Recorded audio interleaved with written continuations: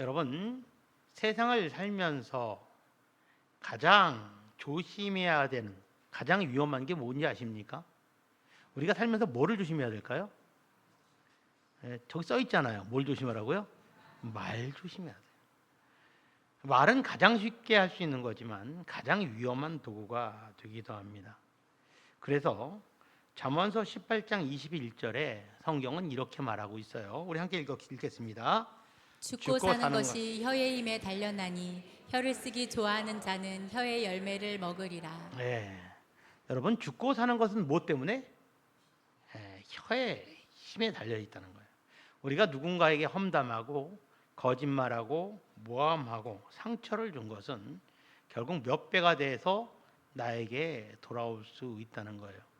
근데 여러분, 우리가 다 그 말을 인정하지만 사실 누구에게 대해서 모함하고 거짓말하고 험담한 게 그렇게 똑같이 돌아오나요? 걸린 게 많습니까? 안 걸린 게 많습니까? 안 걸린 게 훨씬 많아요. 그렇죠? 저도 지금까지 남의 흉을 내가 어떻게 얘기해야 되나 10,000번쯤 본 것 같아.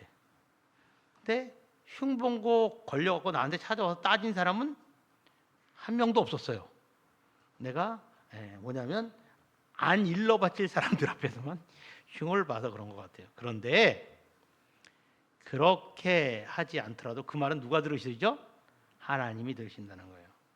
자, 여러분, 이 세상을 살면서 내가 누군가에게 말로 실수를 해도 그 말이 나에게 직접적인 피해로 돌아오지 않을 수도 있습니다. 재수가 좋으면. 그런데 중요한 것은요, 내가 남에게 하는 말이 아니에요. 우리는 남들에게 하루 종일 대화를 하고 살지만 훨씬 더 많은 대화를 나 자신과 스스로 하고 있습니다. 그것은 말의 형태가 아니라 생각의 형태로 1초에도 수백 번씩 왔다 갔다 해요. 우리는 나 자신에게 늘 내가 대하는 태도가 있어요. 건네는 말이 있어요.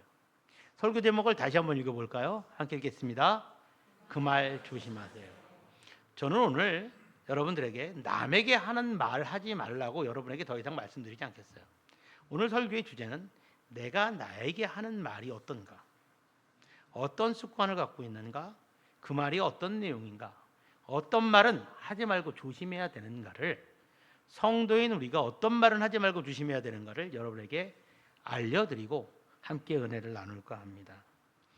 우리가 우리 자신에게 하지 말아야 될 말은 오늘 성경 말씀인 누가복음 12장에서 주님은 어리석은 부자의 비유를 통해서 우리에게 말씀하셨는데요. 첫 번째는 괜찮아라는 말이에요. 괜찮아. 누가복음 12장 19절 말씀입니다. 우리 함께 읽어볼까요? 또 또 내가 내가 내 내 영혼에게 영혼에게 이르되. 이르되 영혼아 여러 해 쓸 물건을 많이 쌓아두었으니 평안히 쉬고 먹고 마시고 즐거워하자 하리라 하되. 여러분, 사실 괜찮아라는 이 세 글자는 참 따뜻하고 필요한 말이에요. 길 가다 어린애가 막 뛰다가 딱 넘어지면 어떻게 울면 그를 이렇게 세우면서 뭐라고 그래요? 뚝! 울지 마! 울면 더 줘박을 거야 이렇습니까? 아니요. 괜찮아. 괜찮아 괜찮아. 조금 있으면 금방 나을 거야. 힘들지? 괜찮아. 그럼 아이는 울음을 뚝 그쳐요. 넘어진 건 자기인데 괜찮다고 하니까 괜찮은가 보다고 생각하죠. 친한 친구가 어려움을 겪고 찾아오면 그를 만나서 내가 해줄 수 있는 말이 뭐예요? 괜찮아. 이 또한 지나갈 거야. 좋은 세월 금방 올 거야. 그러니까 견뎌도 돼. 괜찮아. 죽을 것 같진 않아. 죽지 말고 낙심하지 말고 살아. 괜찮아라는 말이 참 좋지요. 하지만 이 말이 타인을 향해서 나갈 땐 괜찮지만 나 자신에게, 특히 내 영혼을 향해서 괜찮다고 말할 때는 이건 심각한 문제가 됩니다. 오늘 본문에 나오는 부자는 자기가 자기 스스로에게 괜찮다고 말해요. 그가 괜찮아하는 이유가 있어요. 여러 해 쓸 물건을 쌓아두었다는 거예요.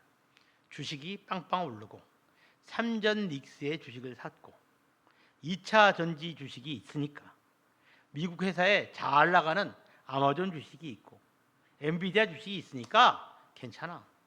저금 통장에 돈이 팍팍 올라가고 있으니까 괜찮아. 중요한 것은 그가 이 말을 그냥 한 게 아니고 누구한테 했다고 말합니까? 영혼에게 했다는 거예요. 자기 영혼에게. 두 번이나 영혼에게 했다는 말이 나와요. 하나님이 그를 어리석다라고 말하신 이유가 그가 돈을 탐했기 때문이 아니에요.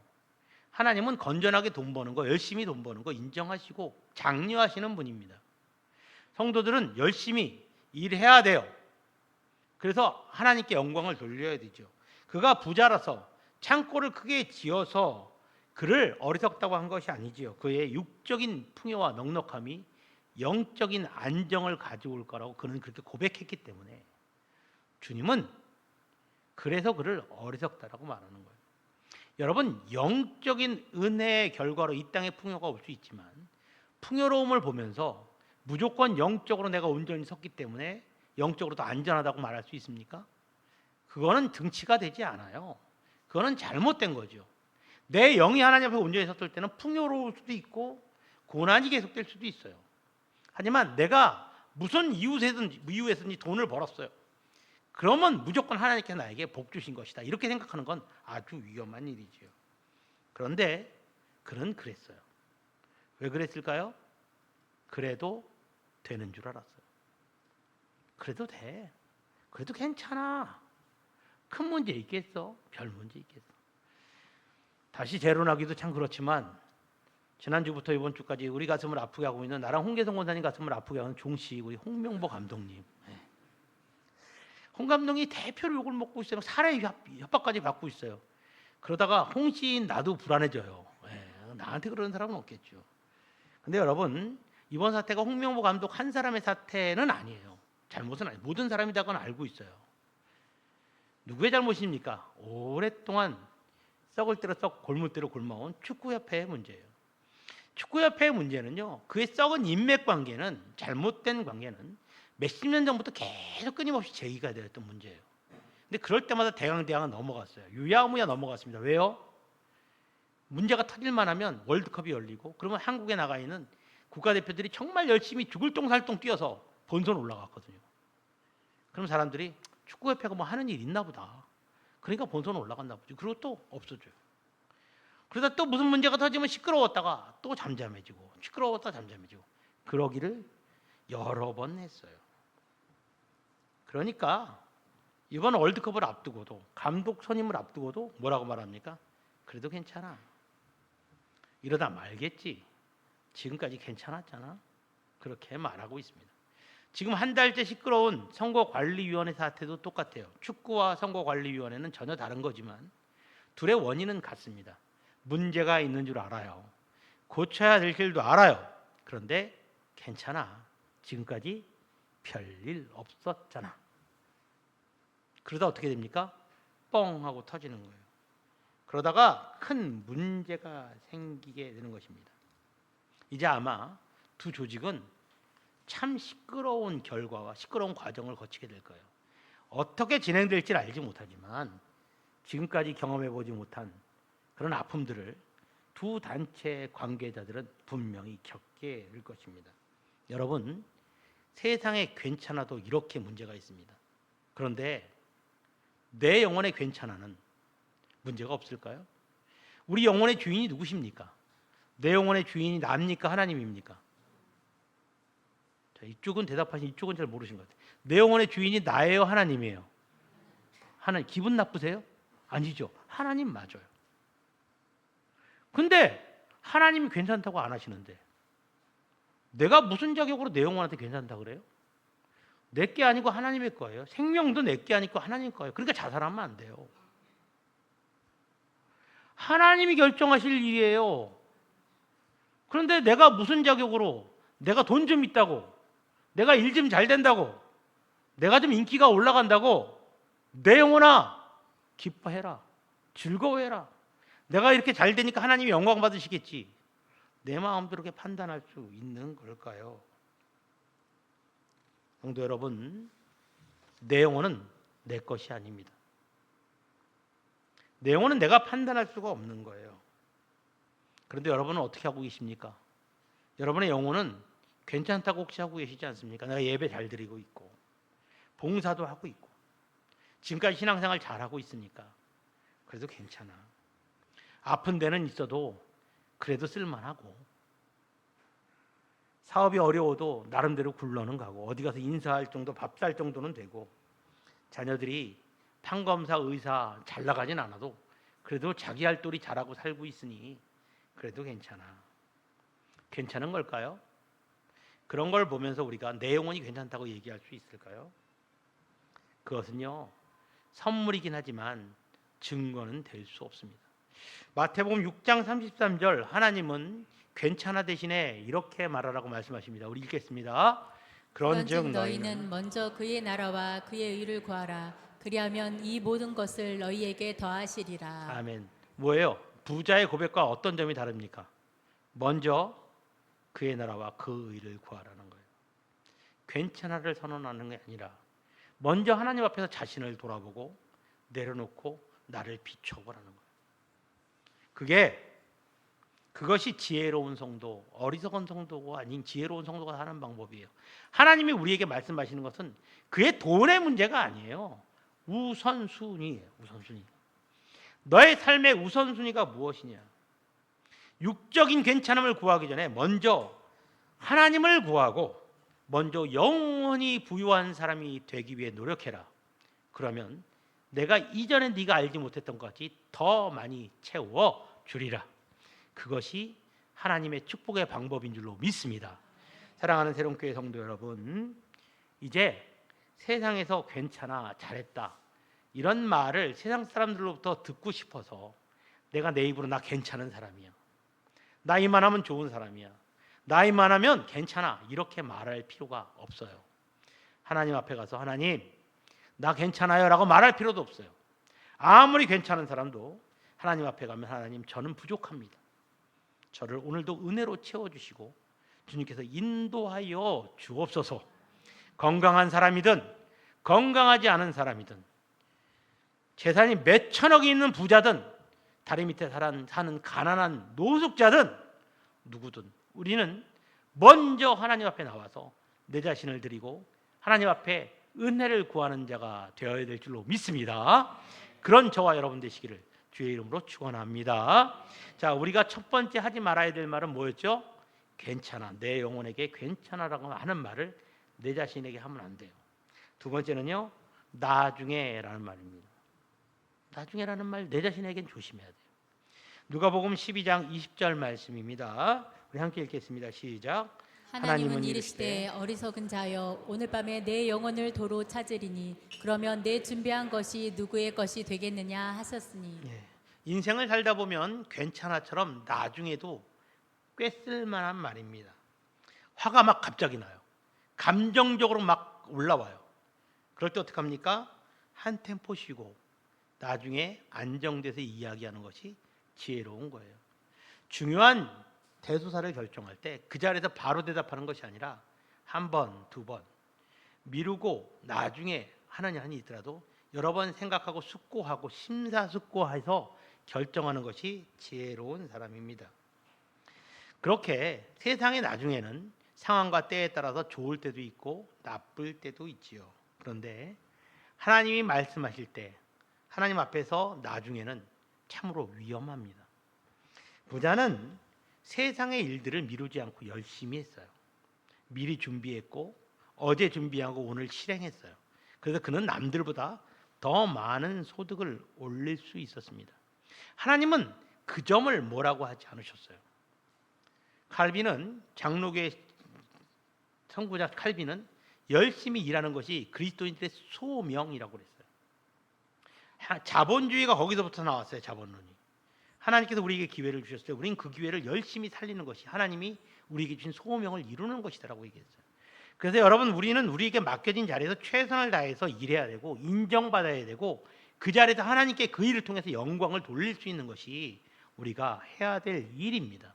여러분 어디 가서든 열심히 하세요. 이 부자처럼 열심히 하세요. 하지만 이 부자가 놓친 게 있습니다. 그것이 무엇입니까? 세상 일을 열심히 하는 것만큼 주님의 일을 열심히 하지 않았어요. 세상 일은 미뤄두지 않았는데 주의 일들은 세상 일에 밀려서 뒤로 갔습니다. 그는 영혼을 버린 사람이 아니라 영혼을 미룬 사람이에요. 세상 일을 열심히 하지만 주의 일들은 아이고 내가 천국 가기 전까지 기회가 있겠지. 그때 하지 뭐. 여러분 여기 지금 계신 분들 중에 70이 넘으신 분들께만 내가 질문할 테니까 한번 속으로 대답해 보세요. 젊었을 때 아유 나중에 신앙생활 열심히 하지 하고 해서 이제 나중이 되셨잖아요. 예. 어때요? 그때만큼 신앙생활 열심히 하고 계십니까? 나중에가 약속대로 되나요?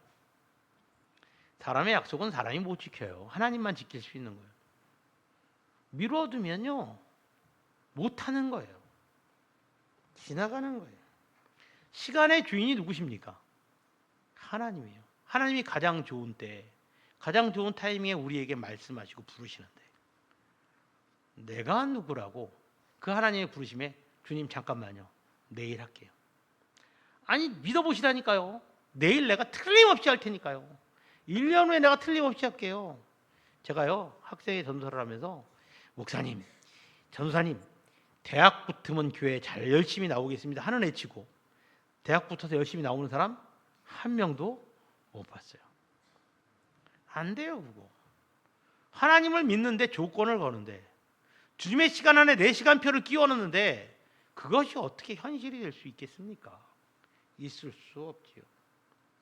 내일을 부르짖는 그를 향해서 하나님이 뭐라고 말씀하십니까? 오늘 밤에 네 영혼을 내가 찾을 것이다 라고 말합니다. 여러분 시간의 주인은 내가 아니고 하나님이에요. 그렇죠? 내 생명의 주인도 하나님이신 것처럼 시간의 주인도 하나님이십니다. 내 영혼의 주인도 하나님이시고 내가 이 땅에 살아가는 시간도 주님께서 허락한 시간만큼 사는 거예요. 그 시간을 놓치면 우리는 후회가 남습니다. 어떤 부부가 결혼을 했는데 지독히 서로가 안 맞았어요. 로또야 로또. 진짜 안 맞아요. 그래서 평생을 싸우며 살았어요.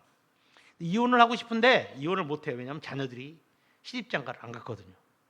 드디어 자녀들이 시집장가를 다 가는 날 70이 넘은 노부부가 지금에서라도 이혼을 하자 그리고 기쁜 마음으로 법원에 가서 도장을 찍었어요. 이혼하고 갈라섰어요.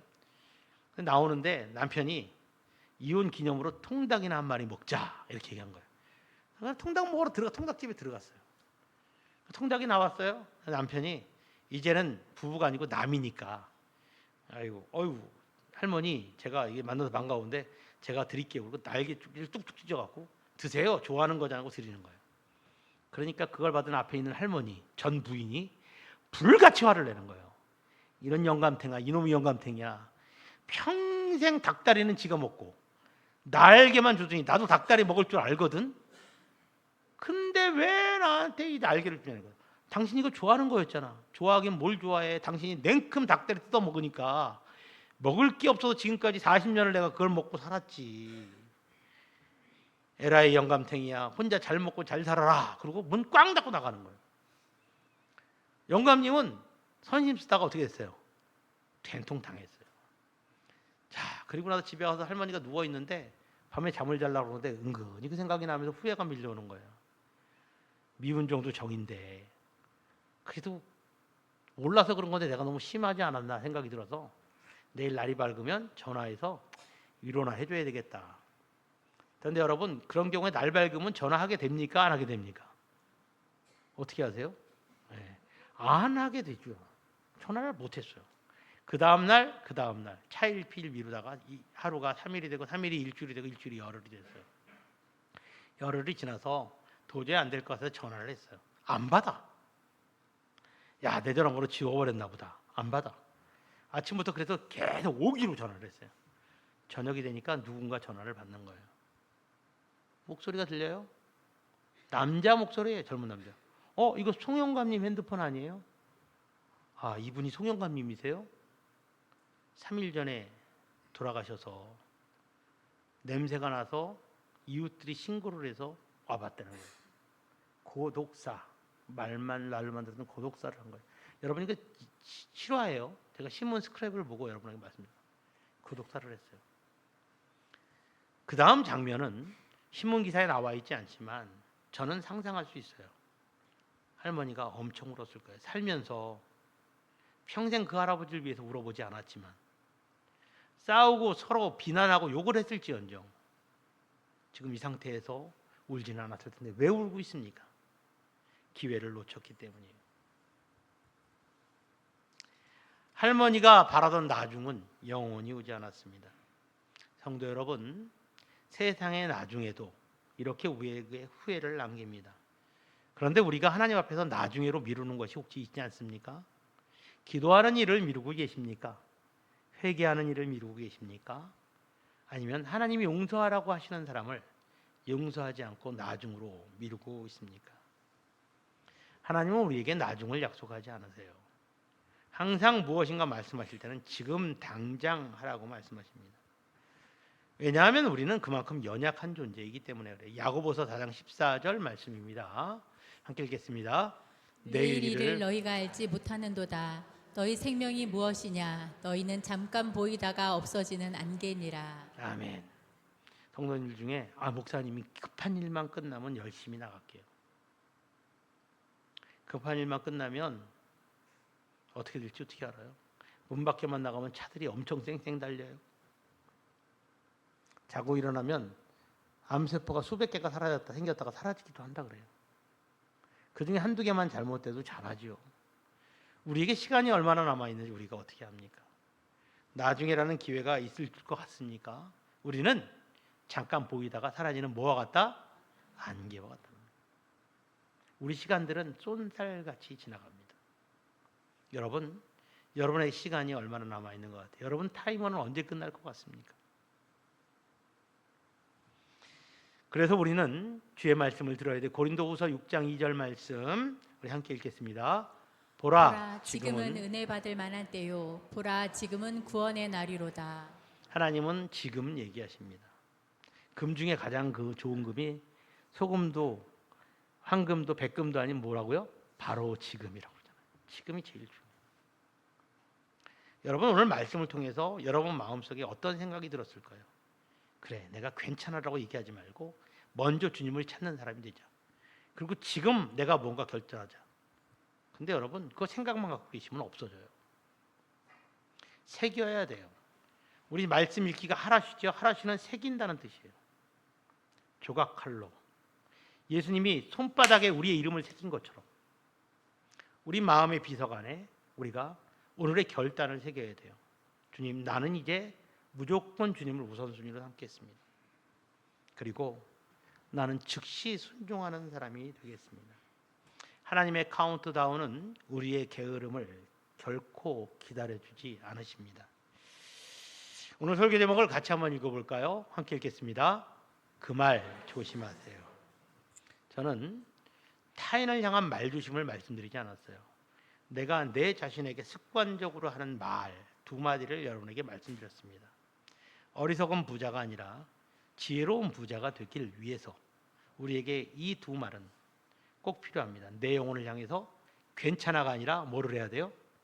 먼저 하나님을 내가 찾겠습니다. 괜찮아는 버려야 되는 말이고요. 먼저 주님을 찾습니다. 나중에는 버리시고